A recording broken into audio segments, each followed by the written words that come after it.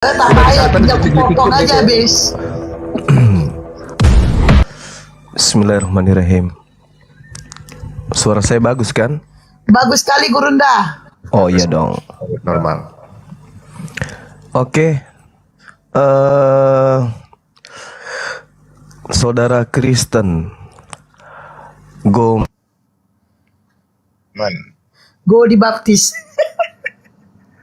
karena semalam ada beberapa teman kita Kristen di sini yang kita tanyai tentang hal yang sangat mendasar, tapi belum ada satupun di antara mereka yang bisa keluar dari permasalahan inti. Permasalahan inti dari kekristenan. Itu mudah-mudahan saudara Goman yang Kristen dari lahir ini sudah banyak belajar tentang kekristenan dalam hal apapun itu yang terkait dengan doktrin dan dogma Kristen. Bagaimana saudara Goman? Salam kenal dulu bang. Salam kenal juga, Bung Juma. Iya, makasih. Ada hal apa gerangan mencari saya bang?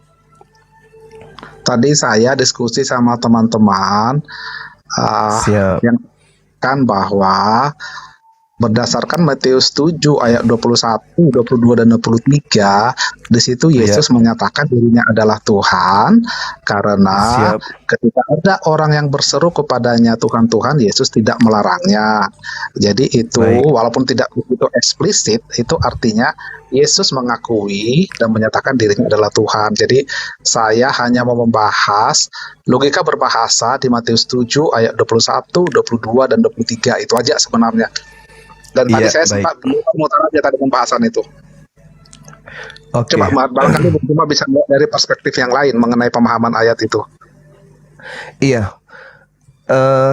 Jadi gini, kalau saya menilai data itu bahwa kita tinggalkan dulu kata Tuhan dalam perspektif pencipta. Kita sepakat dulu bahwa Tuhan yang dimaksud di situ adalah junjungan atau nabi atau utusan Tuhan atau Mesias, bukan pencipta.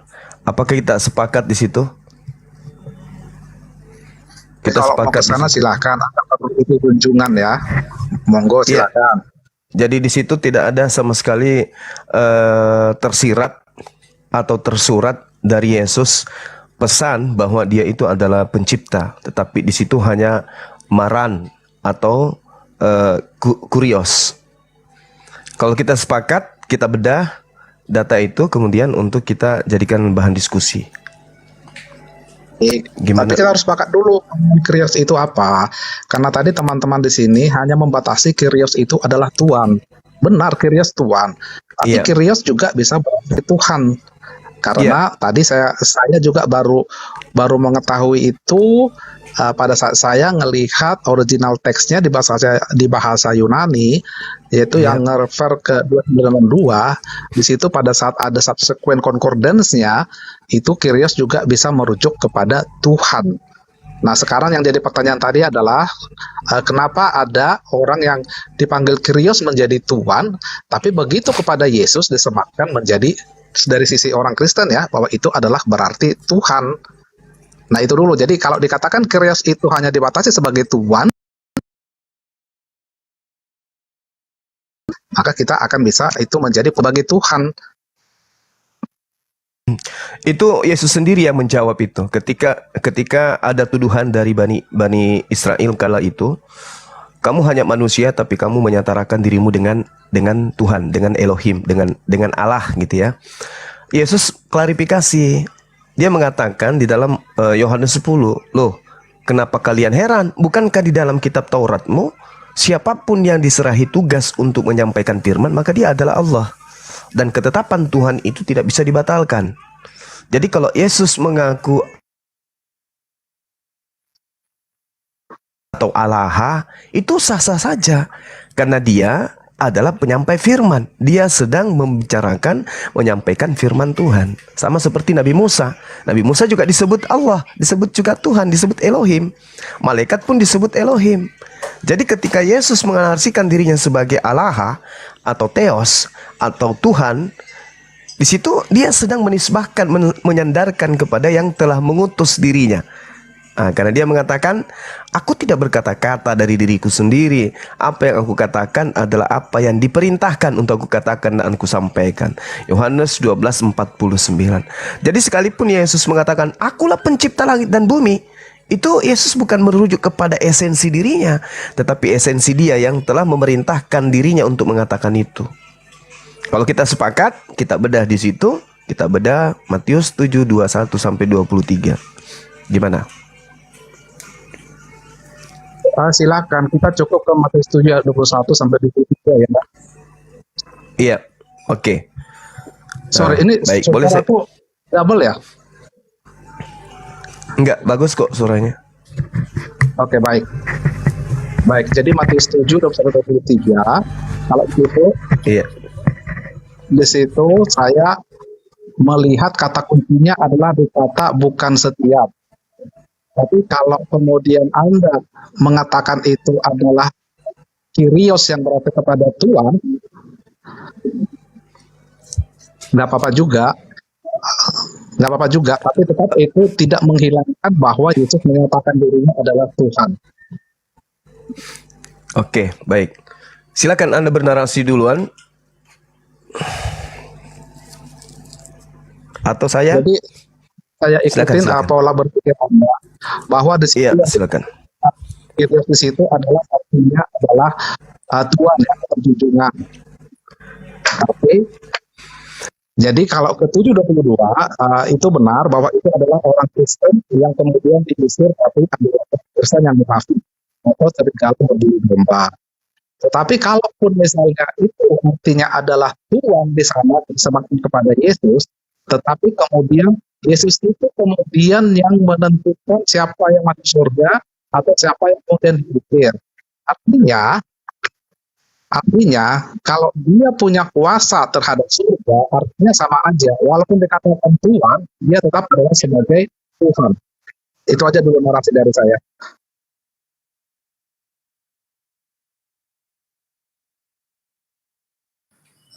Bisa Kalau saya nggak jelas ya. Aku turun bentar, ntar naik lagi ya. Naik lagi saja. Jelas kok, jelas. Jelas ya. Tadi di bawah mengatakan suaraku katanya nggak jelas.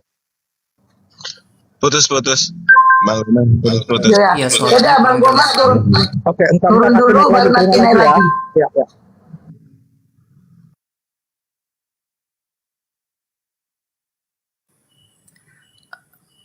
bisa saya kasih masukan sedikit?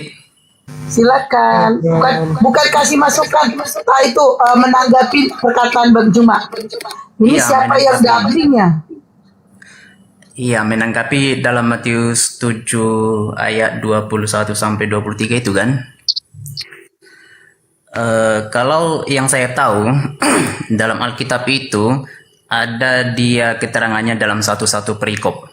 Jadi satu perikop yang di Matius 7 ayat 21 ini dimulai dari ayat 15 sampai 23. Jelas di situ judul besarnya adalah hal pengajaran yang sesat.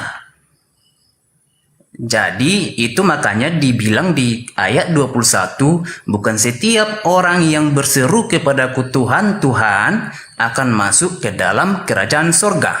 Kenapa dikatakan demikian? Karena banyak sekali orang yang hanya mengandalkan nama Tuhan, mengajarkan sesuatu ajaran yang menyatakan bahwa ajaran yang dia ajarkan itu adalah Kristen, ternyata bukanlah Kristen yang sepenuhnya.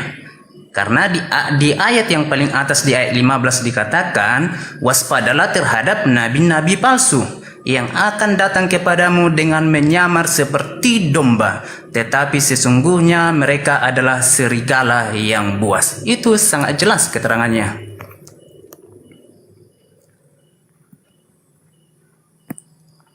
Oke, ada lagi?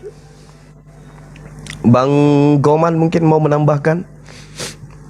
Cukup. Tadi saya udah kasih narasinya. Silakan.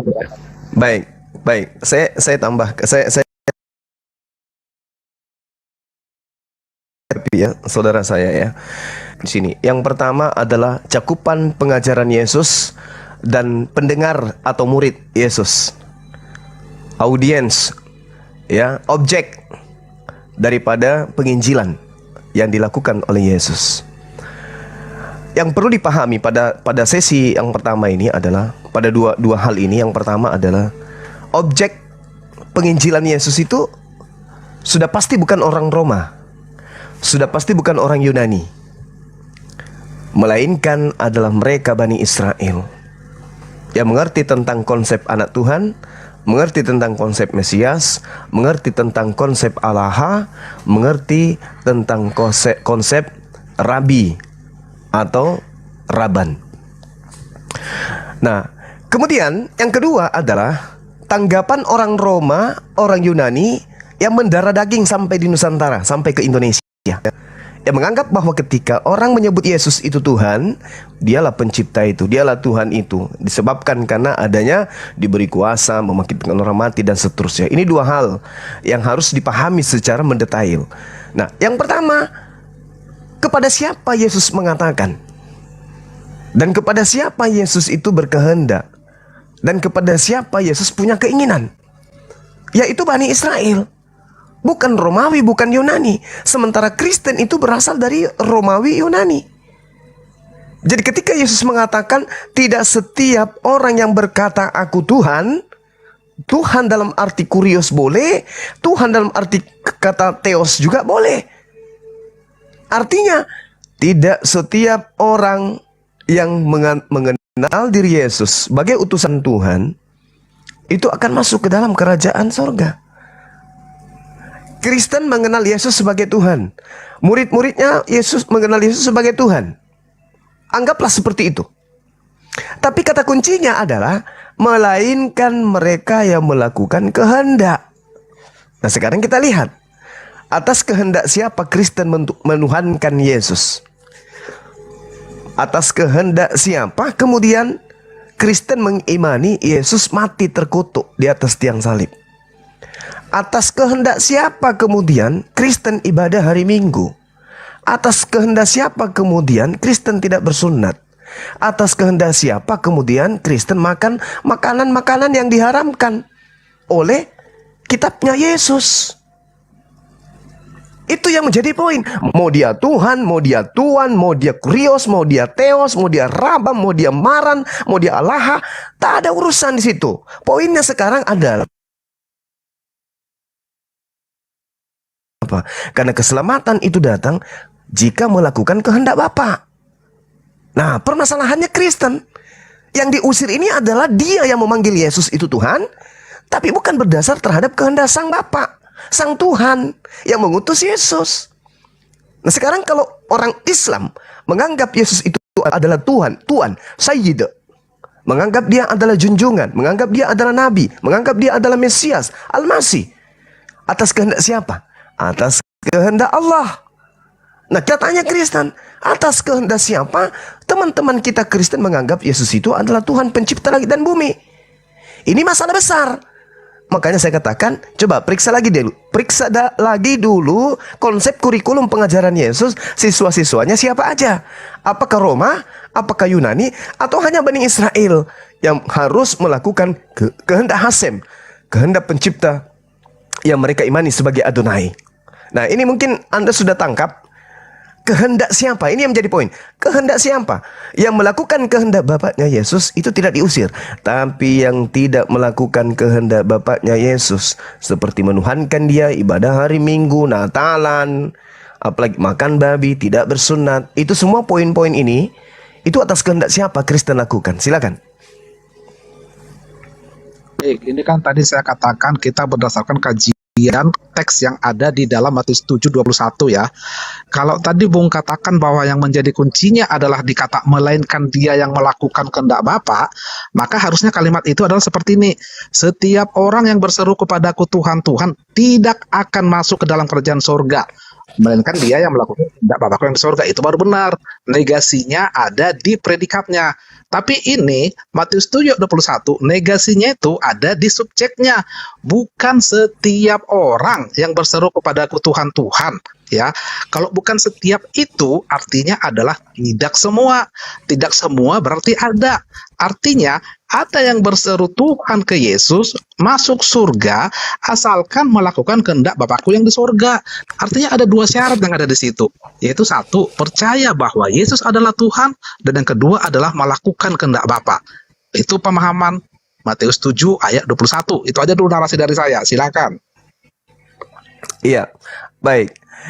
Orang-orang yang menjadi murid Yesus melakukan kehendak Bapa. Mereka memanggil Yesus itu Tuhan, memanggil Yesus itu Tuan, memanggil Yesus Kurios, memanggil Yesus Theos, memanggil Maran, memanggil Allah. Oke, tidak ada masalah di situ. Tetapi apakah di antara orang-orang Yahudi, murid-murid Yesus, ada yang melakukan perlakuan terhadap Yesus sama seperti Kristen hari ini? Ada gitu. Mereka mendirikan rumah ibadah, yang dipuji di dalamnya, yang disembah di dalamnya adalah anak Maria. Ada gitu. Petrus, Simon, murid-muridnya yang ke-12, muridnya yang 70. Ada gitu yang makan babi. Ada gitu yang tidak sunat. Ada gitu yang ibadah hari Minggu. Ada yang masuk ada rumah ibadah mereka tidak lepas sepatu. Ada mereka yang tidak mandi junub, mandi tahir. Ada gitu. Ada mereka yang makan anjing. Ada. Mereka boleh memanggil Yesus Tuhan, Tuhan, Kurios, Theos, Allah, Maran, tak masalah. Tapi yang mereka lakukan adalah kehendak Bapaknya Yesus. Apa itu? Mengimani Yesus sebagai Mesias, melakukan hukum Taurat, ibadahnya hari Sabat, tidak makan babi. Mereka bersunat, menyembahnya kepada Allah.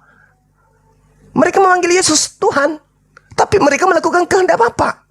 Kristen memanggil Yesus Tuhan, tapi tidak melakukan kehendak Bapa. Coba Anda pikirkan di situ. Sah saja murid Yesus memanggil Yesus itu Tuhan, Elohim sekalipun. Tapi apakah mereka ini masuk ke gereja, makan babi, tidak bersunat, ibadah minggu, nyembah kepada Yesus? Apa begitu perlakuan mereka? Tidak. Maka di antara murid-murid Yesus dan murid-murid Paulus, ada salah satunya yang memanggil Yesus Tuhan tetapi dilempar ke neraka. Kira-kira menurut Anda siapa di situ? Ibadahnya minggu, makan babi, makan anjing, semua makan-makan yang diharamkan di dalam kitab Torah dilanggar. Dengan konsep, dengan matinya Yesus di atas tiang salib, maka hukum Taurat dan segala perintah yang ada di dalamnya semuanya dibatalkan. Siapa ini? Ada dua golongan nih yang memanggil Yesus Tuhan. Muridnya yang asli dan pengikut orang Roma dan Yunani. Silakan Anda bernarasi. Oke, baik. Jadi kalau gitu udah sepakat kita ya bahwa di situ Yesus dipanggil Tuhan-Tuhan dan Yesus tidak melarangnya ya. Oke, itu sepakat dulu ya. Itu satu poin pentingnya satu. Nah, sekarang kan pertanyaannya murid yang mana gitu ya. Oke, jadi perintah Yesus yang ada sekarang itu yang baru adalah dibaptis, dan itu dilakukan oleh umat Kristen. Itu satu ya, dan itu tidak dilakukan oleh umat Anda. Kalau Anda menarasikan bahwa Anda adalah pencinta dan pengikut Yesus. Yang kedua, Yesus juga meminta supaya kematiannya itu diperingati, walaupun Yesus menggunakan bahasa-bahasa makan daging dan minum darah, tapi itu kan figuratif ya. Artinya adalah Yesus telah menumpahkan darahnya dan kemudian dia tersalib di kayu salib, itu kemudian yang diartikan sebagai meminum darah dan memakan dagingnya, dan itu dilakukan oleh umat Kristen ya. Jadi hal pokok yang dua itulah yang kemudian dilakukan oleh umat Kristen, termasuk juga adalah intisari dari hukum Taurat, yaitu cintailah Tuhan Allahmu dengan segenap jiwamu dan juga cintailah sesama manusia. Nah, itu yang kemudian dilakukan oleh murid-murid Yesus. Memang pada saat itu Matius 7 ayat 21 memang lingkungan ada di situ adalah lingkungan orang Israel. Memang Yesus pertama-tama hendak memberitakan dulu berita penyelamatan itu kepada umat Israel ya, karena memang ada dikatakan bahwa keselamatan datangnya dari bangsa Yahudi. Itu ada juga itu di ayatnya itu kan, barangkali Bung Cuma tahu lah itu kan, karena Bung Cuma kan udah banyak baca Alkitab. Itu ada dikatakan seperti itu. Setelah itu kemudian baru pemberitaan tentang Injil ini diberitakan kepada semua bangsa. Makanya ada di Matius 28 ya. Jadikanlah segala bangsa muridku, dan itu jelas bangsa itu dikatakan ya, bukan cuma etnis tapi bangsa, walaupun dari Ibraninya dari Greeknya dikatakan itu etnos. Karena kalau kita lihat concordance-nya kepada ayat-ayat yang lain, itu jelas itu menuju kepada bukan suku bangsa tapi memang bangsa, ya. Itu narasi dari saya. Jadi memang umat Kristen itu konsepnya adalah memuliakan Tuhan. Apakah beribadah pada hari Minggu, bahkan juga misalnya umat Kristen juga paling sering itu beribadah pada tanggal 1 Januari awal tahun, bahkan juga tutup tahun buka tahun, dan itu tidak pernah diperintahkan oleh Yesus memang, tapi intinya adalah bahwa itu dilakukan untuk memuliakan Tuhan dan untuk mengucap syukur kepada Tuhan. It's not a big problem kalau masalah itu. Jadi memang beda antara ajaran Anda itu kan diperintahkan sampai sedetail-detailnya. Kalau umat Kristen itu adalah konsepnya, muliakan Tuhan. Salah satu cara memuliakan Tuhan adalah dengan beribadah. Pada hari Natal, pada hari Paskah, pada hari Minggu, bahkan juga orang sering pergi ke gereja sermon dari Senin, Selasa, Rabu, Kamis, Jumat, Sabtu, Minggu.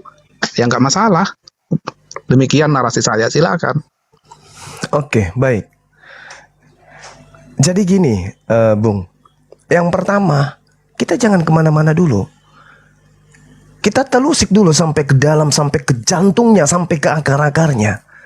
Siapa di antara orang Kristen dan murid-muridnya orang Yahudi yang tidak melakukan kehendak Tuhannya Yesus? Itu dulu poinnya. Jangan ke Islam. Islam gak ada urusan dengan ini. Islam gak ada urusan. Islam mendudukkan Yesus itu sebagai utusan Tuhan, dan mendudukkan Tuhan yang mengutus Yesus itu sebagai satu-satunya Tuhan. Kami tidak ada kemudian perselisihan di sana.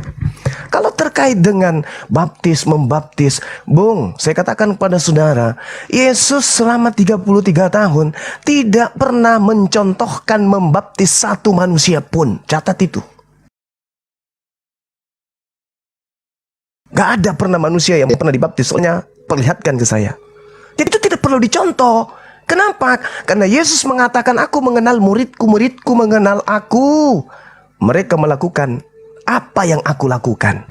Kalau aku pernah membaptis, berarti aku juga, muridku juga harus membaptis. Sayangnya Anda tidak akan pernah menemukan data itu. Itu yang pertama. Kemudian, ruang lingkup yang ingin kita kaji ini, siapa sih oknum yang diusirkan, itu poinnya. Anda mencari Bang Suma untuk mencari itu kan. Siapa sih oknum yang diusir ini? Enyahlah daripadaku engkau semua pembuat kejahatan. Umat Islam tidak mungkin kan. Orang Hindu.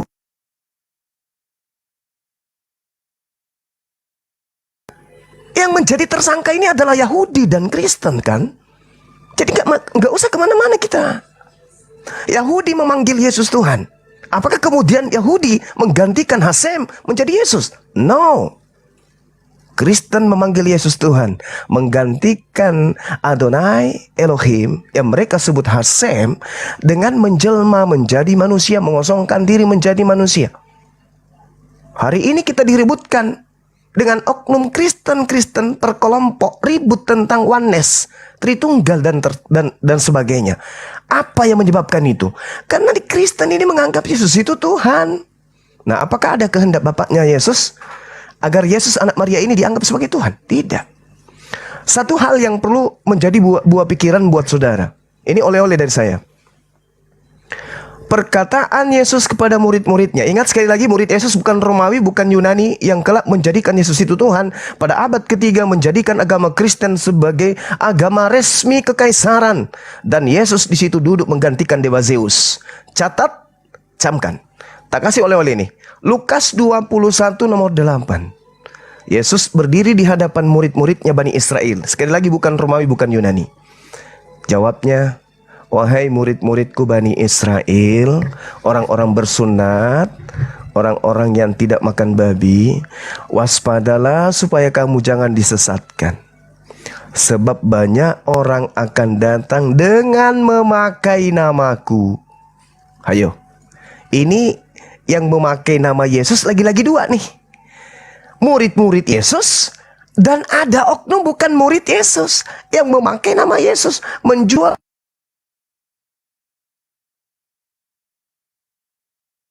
Namanya ini berubah menjadi apa? Menjadi penamaan yang ujung-ujungnya us. Yesus. Lalu apa yang dikatakan oleh Yesus? Orang itu akan datang, penyesat itu akan datang dengan mengatakan ego emi, akulah dia. Siapa yang selama ini Yahudi atau Kristen yang selalu mengajarkan Yesus itu ego emi, akulah dia. Kristen atau Yahudi? Satu-satunya cuman Kristen, Bung, yang mengatakan bahwa akulah dia. Yesus itu Tuhan. Karena Yesus pernah mengatakan akulah dia. Sebab banyak orang akan datang dengan memakai namaku dan berkata akulah dia. Dan saatnya sudah dekat. Jangan kamu mengikuti mereka. Pertanyaan saya, kalau bisa dijawab, dijawab. Kalau tidak, didiamin aja. Pertanyaan saya, kira-kira ke-12 murid Yesus, ketika Paulus datang mengajarkan bahwa gurumu itu yang mati dan bangkit pada hari ketiga itu adalah Tuhan pencipta langit dan bumi, murid-muridnya mengaminkan tidak? Kalau mengaminkan, Bung, berarti ke-11 murid Yesus keturunannya Kristen hari ini. Sudah berapa? 2000 tahun. Berarti Yerusalem penuh dengan orang Kristen. Tidak ada lagi sinagoge, tidak ada lagi bait suci di sana. Tidak ada lagi orang membaca Torah. Yang dibaca di sana itu adalah kitabnya Kristen. Tapi faktanya, orang-orang yang hidup sebagai murid Yesus dikatakan, janganlah kamu mengikuti mereka. Alhasil, tidak ada satupun dari pengikut Yesus yang mengikuti Paulus. Oke? Jadi sekali lagi saya katakan, Lukas 21 nomor 8, Yesus mengatakan, waspadalah agar kamu jangan disesatkan. Sebab banyak orang akan datang dengan memakai namaku. Maksudnya bukan mengaku Yesus, bukan. Aku Yesus, tidak.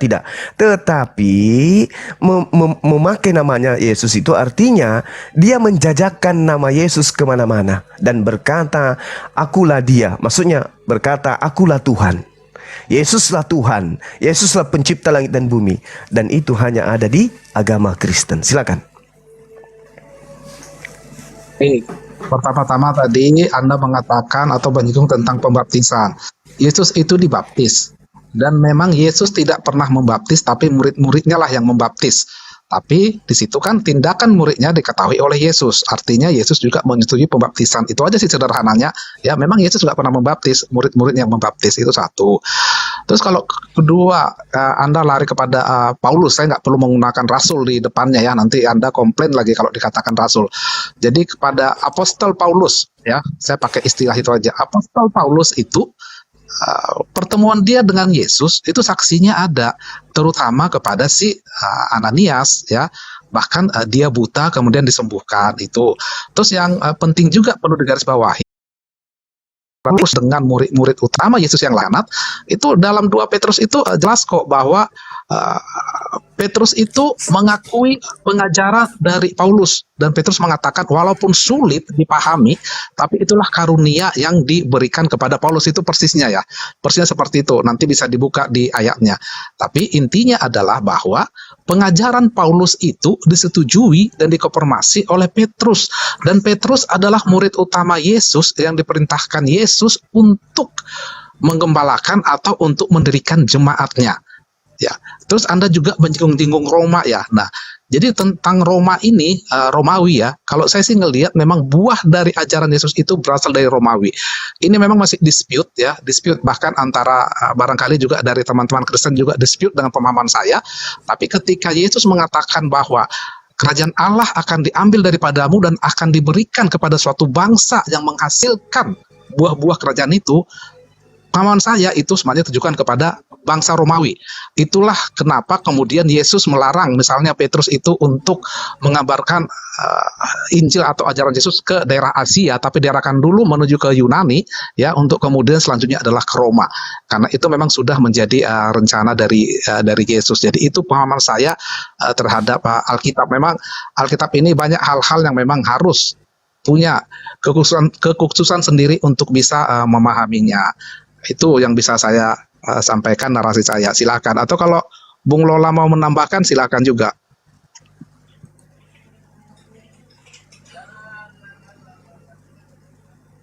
Oke, ada yang mau menambahkan, silakan.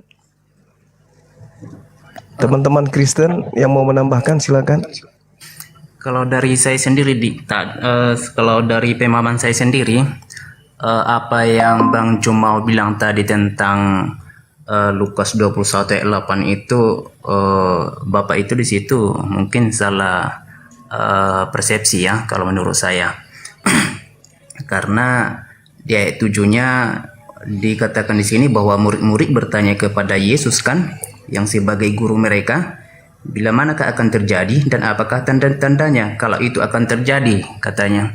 Jadi Yesus menjawab bahwa waspadalah supaya kamu jangan disesatkan, sebab banyak orang yang akan datang dengan memakai namaku dan berkata akulah dia, dan saatnya sudah dekat, janganlah kamu mengikuti mereka, katanya. Kenapa dia katakan ini? Itu sama persis perkaranya di Matius tadi. Jadi itu adalah masalah tentang nasihat-nasihat bahwa akan banyak ke depannya yang timbul pengajar-pengajar yang tidak bertanggung jawab atau disebut dengan pengajar-pengajar sesat.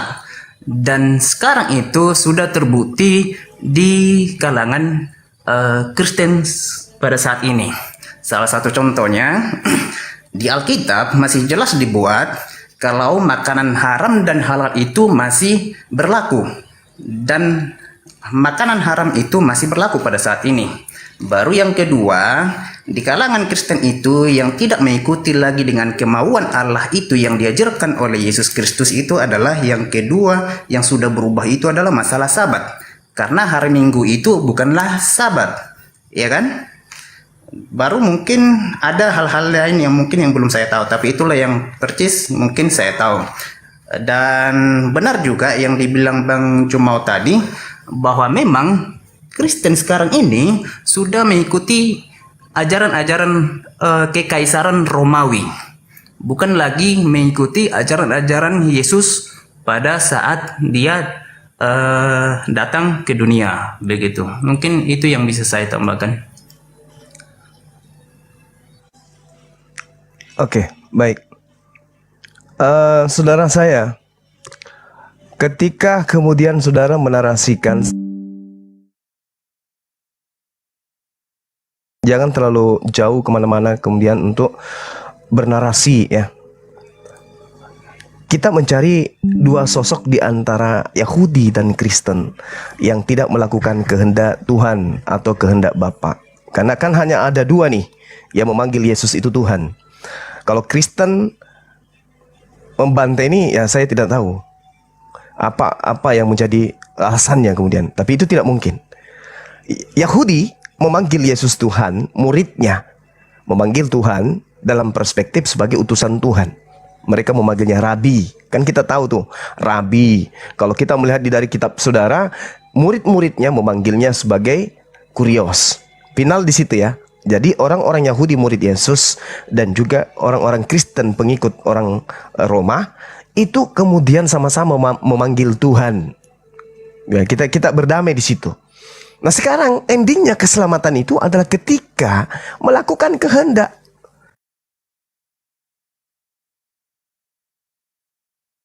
Artinya Tuhan. Nah sekarang gini, Yesus mengatakan di dalam Yohanes 7:49, tetapi orang banyak ini yang tidak mengenal hukum Taurat, terkutuklah mereka. Orang yang tidak melakukan hukum Taurat menurut Yesus, yang tidak mengenal, terkutuk. Tidak mengenal Taurat saja terkutuk, apalagi meninggalkan hukum Taurat. Karena kalau umat Islam tidak melakukan hukum Taurat, wajar. Karena kami tidak pernah. Nah sekarang teman Kristen memanggil Yesus itu Tuhan, tetapi tidak melakukan hukum Taurat. Berarti ada kekuatan yang membendung Kristen untuk melakukan itu. Ada pengajaran yang membendung Kristen untuk tidak melakukan hukum Taurat. Nah ini yang akan kita cari nantinya. Kemudian di dalam kitabnya orang Yahudi, sang bapak mengatakan begini, janganlah mayatnya dibiarkan semalam-malaman pada tiang itu. Haruslah engkau menguburnya pada hari itu juga. Sebab seorang yang digantung terkutuk oleh Allah, oleh Tuhan. Jangan engkau menajiskan tanah yang diberikan oleh Tuhan Allahmu kepadamu menjadi milik pusakamu. Di dalam Ulangan 27 nomor 26 dikatakan, terkutuklah orang yang tidak menepati perkataan hukum Taurat ini dengan perbuatan, dan seluruh bangsa itu haruslah berkata amin. Ini kehendak Bapa. Kehendak Bapa adalah Terkutuk orang yang tidak menepati perkataan hukum Taurat dengan perbuatan. Itu kehendak Bapa. Sekarang saya ingin bertanya kepada teman-teman Kristen, supaya kita lebih fokus kepada kehendak Bapa. Atas kehendak siapa teman-teman Kristen kemudian mengatakan hukum Taurat itu batal oleh karena ada yang mati di atas tiang salib, terkutuk untuk membatalkan hukum Taurat itu? Ini aja dulu. Atas kehendak siapa? Bapak Elohim atau Bapak Paulus? Silakan. Kalau menurut Oke, siapa nih? Saya ya. Oke, jadi mengenai hukum Taurat ya. Jadi memang hukum Taurat itu memang hukumnya untuk orang Yahudi, ya. Jadi dan hukum Taurat itu masih tetap berlaku untuk orang Yahudi. Ya, harusnya segala sesuatu itu masih Yahudi itu harusnya masih hidup berdasarkan hukum Taurat. Karena itulah Yesus sendiri berkata bahwa Musa lah nanti yang menjadi yang menghakimi mereka. Itu mengenai hukum Taurat. Akan halnya orang Kristen ya, karena sudah merupakan murid-murid Tuhan, maka segala ketentuan hukum Taurat itu sudah dilakukan berdasarkan karena kematian Yesus di kayu salib. Jadi kalau dikatakan juga, saya coba cari ayatnya, mungkin Bung Juma juga tahulah bahwa hukum janganlah kamu kira bahwa aku datang untuk menyediakan hukum Taurat, tapi saya untuk menggenapinya, sehingga satu iota pun tidak akan dirubah sebelum semuanya itu terjadi. Nah itu antara saya dan Bung Juma pasti juga nanti akan dispute atau tidak akan mendapatkan kesepakatan mengenai frame waktu sebelum semuanya itu terjadi. Nah itu nanti pasti ini lagi. Kalau kita sih, kalau umat Kristen itu percaya bahwa tidak perlu lagi melakukan hukum Taurat, karena inti hukum Taurat itu sudah ada. Kasihilah Tuhan Allahmu dengan segenap hatimu dan dengan seakal budimu, dan kasihilah sesamamu manusia. Tapi bukan artinya yang 10 hukum Taurat itu juga semuanya sudah termaktub di situ. Bukan berarti kemudian umat Kristen bisa membunuh, enggak, bisa berdusta, tidak gitu ya. Kalau kita mengasihi Tuhan berarti kita akan memenuhi hukum-hukumnya. Jadi sumber dari segala sumber hukum dari yang diberikan Bapa itu, Yahweh itu sudah ada di dua hukum tersebut, kasih Allah dan kasih sama manusia.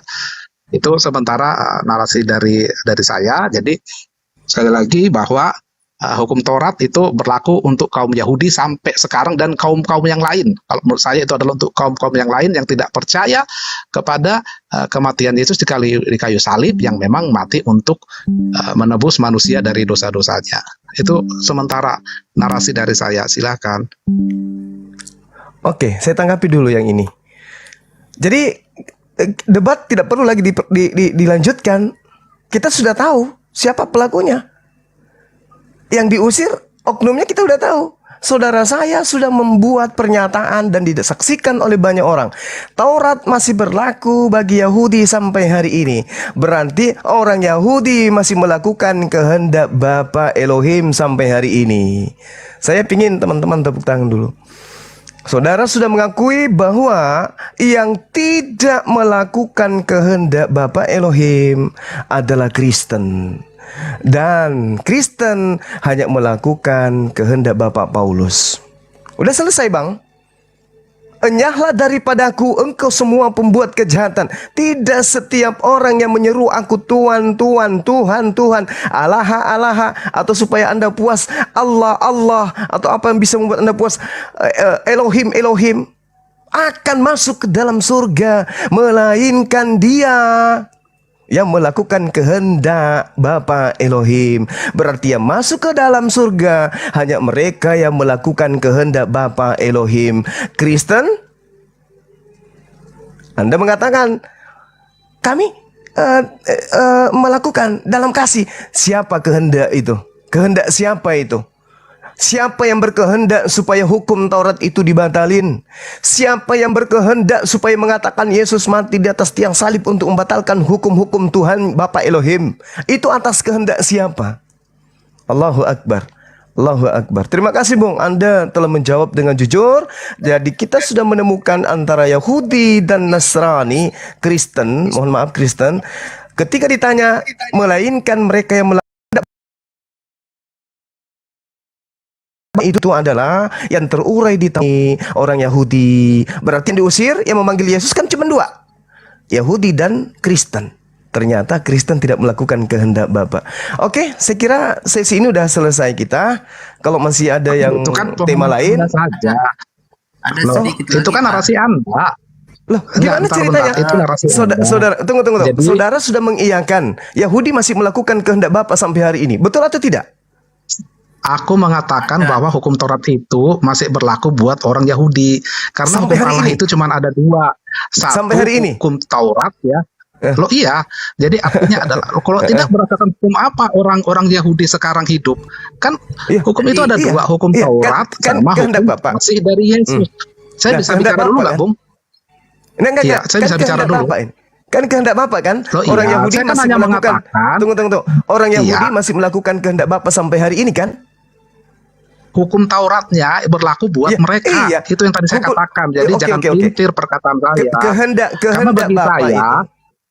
Silakan. ya kan bagi saya gini, hukum itu hanya ada dua sekarang saat ini ya. Hukum yang berlaku sebelum Yesus dan hukum setelah Yesus ya. Pemahaman umat Kristen. Nah, hukum orang Yahudi itu tidak percaya kepada Yesus, artinya masih berlaku sama mereka itu adalah hukum Taurat. Sementara buat umat Kristen tidak lagi. Nah, itu yang saya maksud tadi. Karena Oke. Hukum- Apa Jadi yang Taurat yang, Pak? yang Gini. dimaksudnya, Tunggu. yang dimaksud Saya bicara dari sedikit aja, 10. yang dimaksud dari Pak Goman Bapak, itu Bung, mungkin kan kehendak Bapak Elohim. Dan ternyata yang melakukan kehendak Bapak Elohim adalah orang Yahudi. Nah sekarang Kristen melakukan kehendak siapa nih? Memanggil Yesus, kan cuma ada dua golongan yang memanggil Yesus Tuhan. Orang Yahudi dan juga orang Kristen, orang Roma. Yang menjadi pengikutnya adalah Anda. Nah sekarang Anda sudah mengakui orang Yahudi masih melakukan kehendak Bapak. Nah berarti yang satunya siapa? Kristen kan? Atas kehendak siapa? Ini pertanyaan saya. Atas kehendak siapa? Kristen mengatakan Yesus mati terkutuk di atas tiang salib untuk membatalkan hukum-hukum Tuhan. Atas kehendak siapa? Ini yang Anda jawab dulu, silakan. Jadi jangan pelintir pernyataan orang. Saya katakan hukum Taurat itu masih berlaku untuk kalangan Yahudi karena mereka tidak percaya kepada penyaliban Masya Allah. Yesus di kayu salib. Itu yang saya katakan tadi. Coba deh kalau diulang lagi. Nanti kan muncul di YouTube ini ya. Saya katakan bahwa hukum paham. Taurat itu Saya paham. masih Saya paham. berlaku untuk orang Yahudi. Itu yang saya katakan, Bung. Nah, sementara untuk orang Kristen, karena hukum Taurat itu telah ditanggung oleh Yesus, ya, maka Nah, ya, karena kan dikatakan ini di yang sini. kita cari. Gini, Bung. Saya Silakan, baca silakan. lagi ya. Janganlah kamu menyangka bahwa aku datang untuk menyediakan hukum Taurat atau kitab para nabi. Aku datang untuk bukan untuk menyediakannya, melainkan untuk menggenapinya. Karena aku berkata kepadamu, sesungguhnya selama belum lenyap langit dan bumi ini, satu iota atau satu titik pun tidak akan ditiadakan dari hukum Taurat sebelum semuanya terjadi. Nah, sebelum semuanya terjadi ini artinya adalah sebelum terjadi penggenapan. Nah, tadi saya katakan kita akan dispute di situ karena Anda pasti memahami bahwa sebelum semuanya terjadi itu merujuk kepada sebelum lenyap langit dan bumi ini. Sementara orang Kristen memahami adalah sebelum semuanya terjadi adalah sebelum terjadinya penggenapan tersebut. Itu, tapi silakan aja berdiri dengan pemahaman masing-masing. Saya tidak akan memaksa Anda. Tapi umat Kristen juga punya pemahamannya sendiri, dalilnya jelas, landasannya jelas. Itu silakan kalau Oke. Bung Lola mau Oke. menambahkan. Tunggu, sabar dulu, Bang Lola, sabar dulu. Saya pingin pengakuan akal Anda itu connect dengan kitab suci Anda dan connect dengan iman Anda. Anda mengatakan bahwasanya penggenapan itu ketika Yesus itu mati di atas tiang salib. Anda keliru. Lukas mencatat. Ingat, Lukas itu adalah orang yang menuliskan sebuah karya ilmiah. Tulisannya dihasilkan dari hasil penelitian, bukan dengan cara dia bermimpi. Lukas, apa yang dikatakan? Lebih mudah langit dan bumi lenyap daripada satu titik dari hukum Taurat batal. Ini pengakuan siapa? Ini perkataan siapa? Ini perkataan Yesus. Anda kemudian dengan Paulus, makanya saya katakan Kristen itu pengikut Roma. Tadi kan saya katakan begitu, saudaraku. Kristen itu pengikut Roma. Roma lah yang mengatakan melalui tangan Paulus bahwasanya Yesus untuk membatalkan segala hukum Taurat. Sementara Yesus mengatakan, lebih mudah langit dan bumi lenyap daripada satu titik dari hukum Taurat itu batal. Kira-kira siapa yang bisa melenyapkan bumi ini? Langit ini. Tidak ada yang bisa melenyapkan bumi dan langit ini kecuali Allah. Tapi Yesus mengatakan, lebih mudah loh itu dilenyapkan daripada hukum Taurat itu batal. Tapi apa yang terjadi di agama Kristen? Hanya dengan menangkap Yesus, eksekusi salib, hukum Taurat itu batal. Begitu entengnya. Hanya dengan membunuh Yesus, hukum Taurat batal. Hanya membunuh satu orang, hukum Taurat batal. Sementara Yesus mengatakan, lebih mudah loh langit dan bumi lenyap daripada hukum Taurat batal. Hanya oleh karena ditangkap tentara Romawi, hukum Taurat batal. Makanya saya bertanya kepada saudara, orang Yahudi kan masih melakukan kehendak Bapa Elohim. Tapi orang Kristen melakukan kehendak siapa dengan mengimani bahwasanya Yesus mati batal? Anda belum jawab. Sekarang begini, kita nggak usah terlalu panjang lebar. Jawab aja dulu abang, atas kehendak siapa teman-teman Kristen mengimani hukum Taurat itu batal dengan matinya Yesus di atas tiang salib secara terkutuk? Atas kehendak siapa? Jawab ini dulu. Begini, Pak Jumal. Bisa dulu saya, Bung Lola, saya bisa jawab Hukum Taurat itu kan banyak. Bung Lola, ayo udah silakan. Jadi hukum Silakan. Taurat itu kan banyak. Tapi hukum Taurat yang diberikan oleh Allah ke Nabi Musa adalah 10. Jadi waktu Yesus disalibkan, hukum yang diberikan Allah ke Nabi Musa yang 10 ini tidaklah berubah.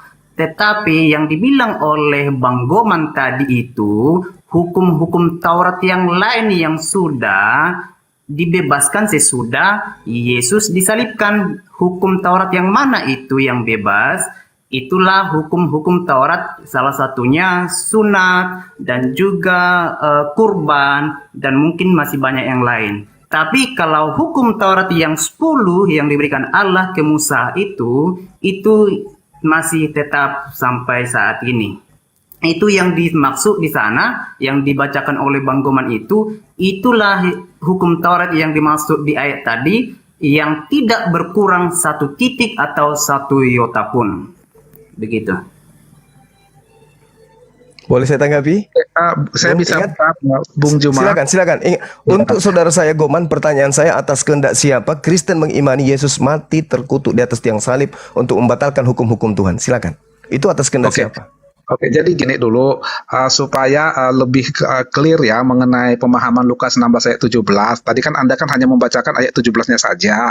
Lebih mudah langit dan bumi lenyap daripada satu titik dari hukum Taurat batal. Tapi kan itu kan konsekuensi dari adanya ayat di 16-nya. Nah, Anda belum membaca ayat 16-nya. Ayat 16-nya mengatakan hukum Taurat dan kitab para nabi berlaku sampai kepada zaman Yohanes. Dan sejak waktu itu kerajaan Allah diberitakan dan setiap orang menggagahnya berebut memasukinya. Lebih mudah langit dan bumi lenyap daripada satu titik dari hukum Taurat batal. Nah, itu kalau mau baca lengkapnya ya mengenai hukum Taurat yang kemudian sudah digenapi oleh Yesus dengan kematiannya di kayu salib. Itu satu. Terus yang kedua, Yesus sendiri kan sudah mengatakan bahwa dia datang bukan untuk melayani, tapi bukan untuk dilayani, tapi untuk melayani dan memberikan nyawanya bagi tebusan bagi banyak orang. Itu ada itu di kitab Matius dan di kitab Markus. Terus mengenai terkutuklah orang yang digantung di kayu salib, itu memang ada di Galatia. Tapi sebenarnya kan Yesus itu bukan dikatakan terkutuk, tapi dia itu menanggung kutuk.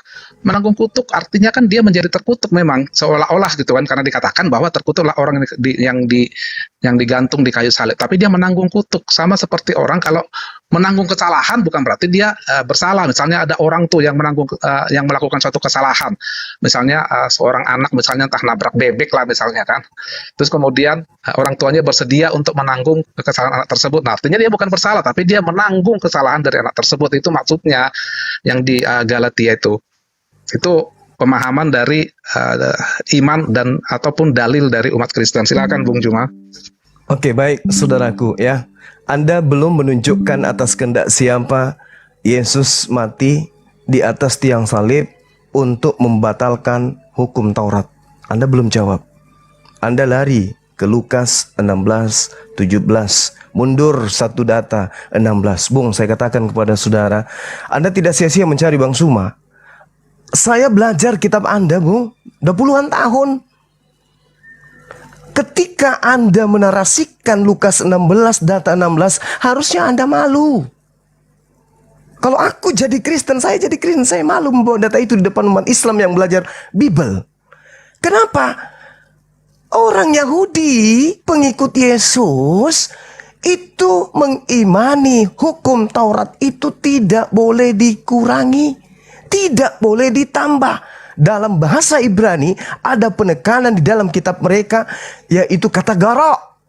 Kata gara itu tidak boleh dialihkan ke hukum lain, tidak boleh kemudian dikurangi, tidak boleh dipotong.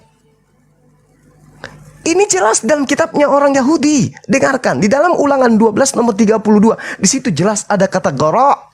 Jangan kau mengganti, jangan kau mengurangi, jangan kau potong. Segala yang kuperintahkan kepadamu haruslah kamu lakukan dengan setia. Jangan engkau menambahi firmanku, jangan kau menambahi perkataan-perkataanku, ataupun gara, atau merubahnya, atau menguranginya, atau memotongnya. Datang Lukas, asisten Paulus, hanya sampai ke Yohanes, kata dia. Siapa yang ngajarin Lukas ngomong kayak begitu? Sementara firman Tuhannya ada di kitabnya Nabi Musa. Jangan kau menambahi, jangan kau memotong, jangan kau mengurangi, jangan kau menghilangkan. Ini Yesus menarasikan apa? Matius 5 nomor 19. Barang siapa yang meniadakan, menghilangkan, menggarak setitik pun dari hukum Taurat, meskipun yang paling terkecil, dan mengajarkan kepada orang lain, maka dia akan menempati terhina di dalam. Oh, itu hanya sampai yang kata siapa? Kehendak Lukas atau kehendak Bapak yang Anda lakukan? Kehendak Bapak. Mana kehendak Bapaknya? Kan tadi sudah 3 sesi nih. Ini sesi keempat. Mana kehendak Bapak agar hukum Taurat itu dibatalkan dengan cara membunuh Yesus, Mesias yang dikasihi, di atas tiang salib dengan cara terkutuk? Mana kehendak Bapak? Tertulis di mana kehendak itu? Mana dalilnya? Tunjukkan kehendak itu. Sementara kehendak Bapa, jangan segala perintah yang kuberikan kepadamu harus kau lakukan dengan setia. Saudara ngerti setia? Yang namanya setia tidak boleh ditinggalkan, tidak boleh dikhianati, tidak boleh ditinggalkan, tidak boleh dilenyapkan. Itu setia. Segala yang kuperintahkan kepadamu haruslah kau lakukan dengan setia. Jangan kau menambahi. Taurat tidak boleh ditambah. Atau jangan kau mengurangi. Nanti muncul narasi. Lah itu kan untuk Bani Israel, Bang Suma. Oke. Itu untuk Bani Israel. Kalau itu untuk Bani Israel, lalu kenapa Yesus mati di atas tiang salib membatalkan hukum Taurat untuk Romawi dan Yunani? Kenapa? Kenapa Yesus mati membatalkan hukum Taurat untuk Romawi dan Yunani? Untuk orang Indonesia, Batak, Papua, Toraja, Manado. Kenapa bisa? Bukankah hukum Taurat itu untuk Bani Israel toh? Terus kenapa ada harus menjadi tumbal untuk membebaskan orang Romawi, Yunani, Batak, Manado, Toraja untuk tidak melakukan hukum Taurat? Emang Taurat itu untuk orang Batak, untuk orang Toraja, untuk orang Makassar? Kan bukan. Terus kenapa harus mati anaknya orang? Kenapa Maria harus bersedih ditinggal anak semata wayangnya demi untuk orang Batak, orang Manado? Oh, untuk membatalkan hukum Taurat. Sejak kapan Taurat itu untuk Manado, untuk orang Toraja? Sejak kapan? Gak ada datanya. Hukum Taurat itu hanya untuk Bani Yakub. Ulangan 33 nomor 4. Hukum Taurat yang didatangkan Tuhan melalui nabinya Musa itu adalah hak milik kepunyaan umat Yakub. Miliknya umat Yakub. Kenapa dibatalkan untuk Romawi? Kenapa dibatalkan untuk Yunani? Kenapa dibatalkan untuk orang Batak, untuk orang Toraja, untuk orang Manado? Kenapa? Apa nyambungnya? Maka Yesus mengatakan, waspadalah kepada serigala yang datang menyamar seperti domba. Ini Bung, Anda akan tersiksa dengan materi ini. Apalagi Anda sengaja mencari Bang Suma. Tersiksa. Ingat pertanyaan saya ini sesi keempat. Atas kehendak siapa Bapak Paulus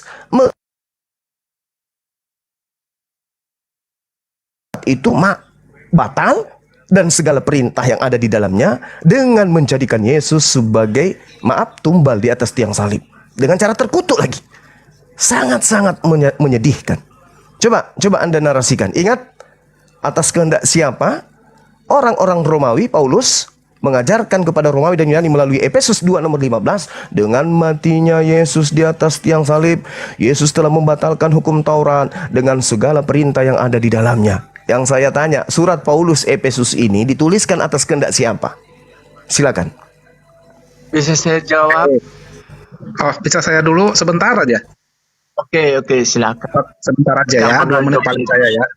Ya, oke. Jadi Bung Juma, tidak mungkin Yesus itu mengatakan suatu perkataan yang sia-sia.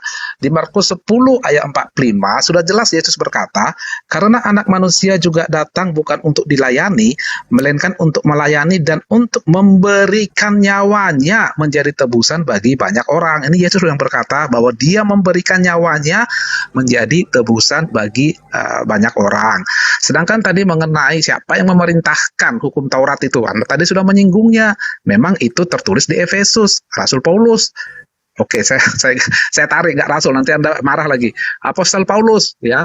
Artinya adalah karena itu perkataan Paulus dan data menurut pemahaman orang Kristen, Paulus itu adalah murid Yesus.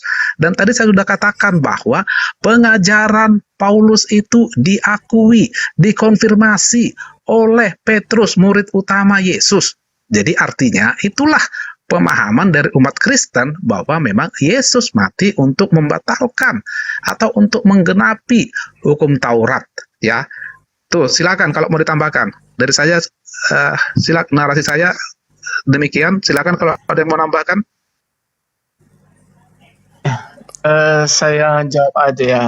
Mengenai Rasul Paulus, saya di sini tetap konsisten pakai kata Rasul ya. Karena nggak ada yang bisa intervensi melarang-larang pakai kata Rasul. Nggak ada yang bisa melarang itu. Oke, mengenai Rasul Paulus kepada melalui suratnya kepada jemaat di Efesus, yaitu kalau namanya membatalkan itu atas kehendak Tuhan. Dan itu dihilangkan pada Rasul Paulus menjawab jemaat Kristen ketika itu. Nah, jadi saya sudah jawab ya, itu kehendak Tuhan. Apalagi Brother Juma?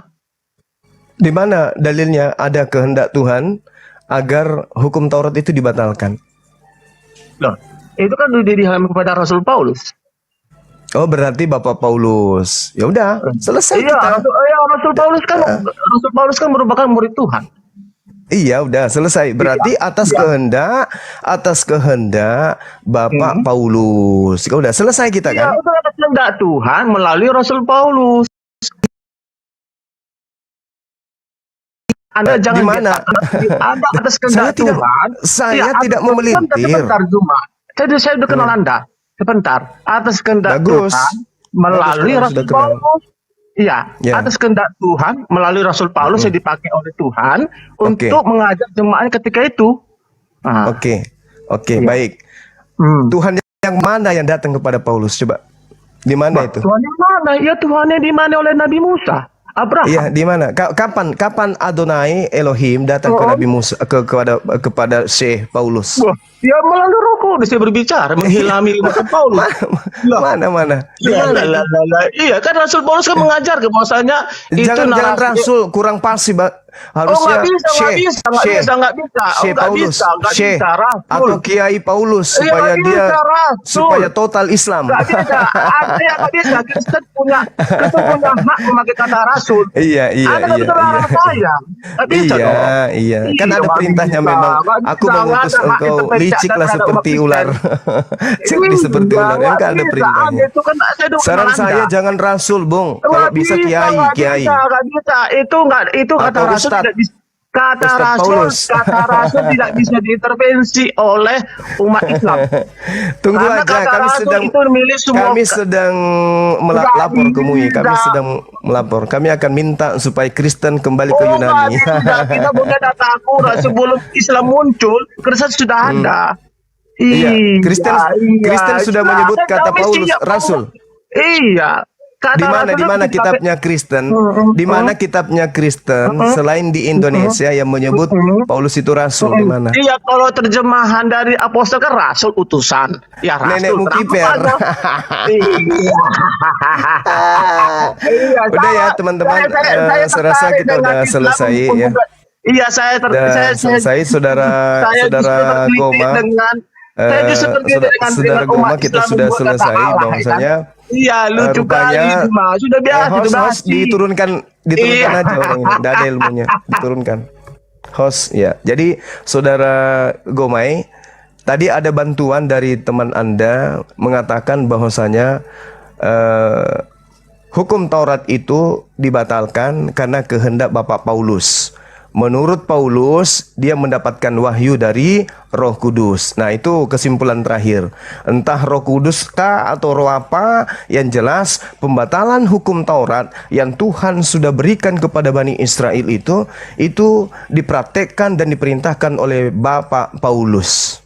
Nah, kalau kita kembali ke dalam Lukas 21, Bung, waspadalah supaya kamu jangan disesatkan, sebab banyak orang yang akan datang dengan memakai namaku dan berkata, akulah dia, dan saatnya sudah dekat. Janganlah kamu mengikuti mereka. Alhamdulillah, puji Tuhan, murid-murid Yesus tidak ada satupun yang kemudian mengikuti Paulus. Di dalam Galatia 1, di data nomor 22, Paulus mengatakan bahwa murid-murid Yesus di tanah Yudea tidak ada satupun yang mengenal Paulus.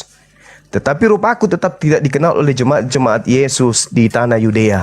Berarti memang Paulus ini adalah orang yang datang mengajarkan kepada Romawi dan Yunani tentang pembatalan hukum Taurat. Kemudian, sebelum kita akhiri ya, Galatia 1 nomor 16, Paulus mengaku berkenan menyatakan anaknya di dalam aku supaya aku memberitakan dia di antara bangsa-bangsa bukan Yahudi. Maka sesaat pun aku tidak minta pertimbangan kepada manusia. Di data 17-nya juga aku tidak pergi ke Yerusalem mendapatkan mereka yang telah menjadi rasul sebelum aku. Ini bukti bahwa Paulus tidak pernah terkontaminasi dengan murid-murid Yesus yang asli. Dia akui, dia tidak ke Yerusalem mendapatkan restu dari mereka yang menjadi murid-murid Yesus lebih awal. Itu ya. Di data 16-nya, dia diperintahkan menjadi rasul untuk non-Yahudi. Kemudian di Galatia 2 nomor 8, Paulus sendiri mengaku, aku diutus kepada orang-orang yang tidak bersunat. Berarti Paulus mengaku diutus untuk Romawi dan Yunani. Untuk itulah kemudian Anda bukan pengikut Yesus, Anda pengikut Paulus yang kelak diusir sebagai pembuat kejahatan. Sekali lagi saya katakan adalah Kristen. Karena sampai hari ini Anda sudah mengakui orang Yahudi masih melakukan kehendak Bapa Elohim. Saya kira demikian untuk sementara sesi ini, Bung. Nanti kalau masih mau berdiskusi dengan saya, silakan.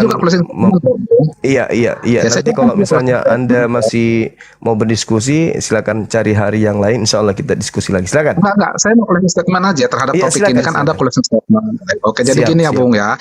Kenapa tadi saya mencari Bung Juma itu? Karena tadi saya itu berdiskusi dengan teman-teman Anda di sini mengenai pemahaman Matius 7 ayat 21. Ya, saya katakan itu adalah statement Yesus bahwa dia mengakui atau merestui dirinya dipanggil Tuhan. Nah, teman-teman di sini tidak terima, katanya justru akan diusir seperti si Natali gitu ya, tidak terima. Nah, tapi kan dari diskusi kita ini Anda itu kemudian sudah bisa menerima bahwa memang itu adalah perkataan dan adapun yang berseru Yesus kepada berseru Tuhan kepada Yesus tidak akan dilarang oleh Yesus. Di situ kita udah ketemu ya titik temunya.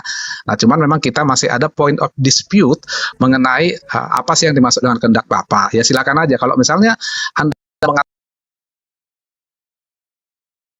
mengatakan bahwa umat Kristen adalah pengikut Paulus, kami itu sangat sadar bahwa dengan segala dalil dan data yang ada di Alkitab, kami adalah pengikut Yesus.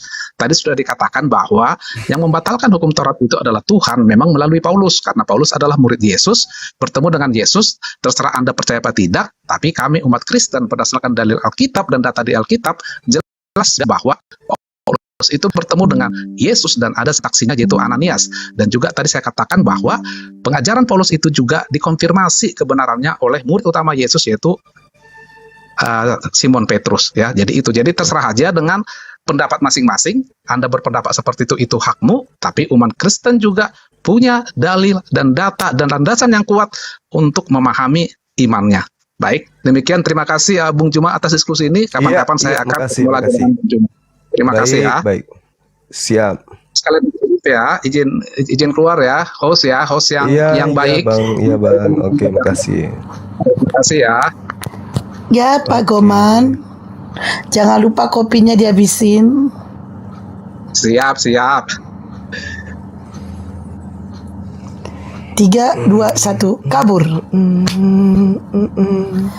Bang Juma, itu pasiennya satu lagi, Bang. Siapa lagi pasien baru? Asela Pasien. itu dari tadi di situ, Bang. Oh, iya. Apa sakit apa dia? Dia Ngeyel? sakit. Dia sakit ngeyel gak nyambung, Bang. Aksela, Yang penting- silakan. Yang penting jangan gusinya yang kena panu, itu bahaya. Asela. Waduh, sepertinya dia jauh dari perangkat. Asela, kok bukan lagi ngoro kan? Asela. Ini malaikat maut ini agama apa sih? Woi Asela. Asela, kok udah tidur ya? Yang tadi yang abang suruh turun nasi mit, Bang. Kesurupan dia.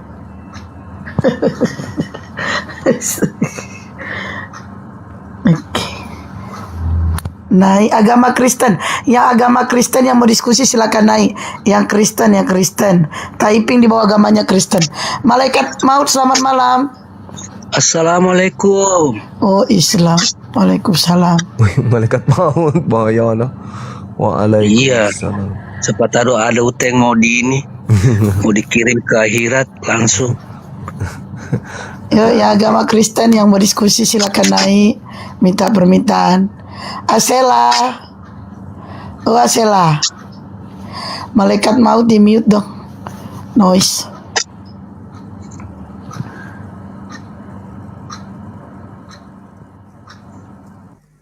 Agama Kristen yang mau diskusi silakan naik, typing di bawah agamanya.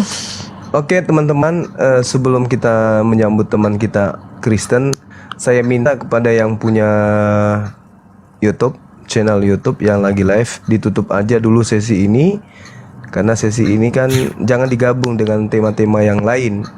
Karena ini terkait dengan Matius 7, 21, 22, 23. Siapakah yang diusir oleh Yesus yang tidak melakukan kehendak Bapa Elohim? Situ kita tadi sudah melihat materinya udah jelas itu. Teman kita Kristen mengatakan bahwa kehendak Bapa masih dilakukan oleh orang Yahudi.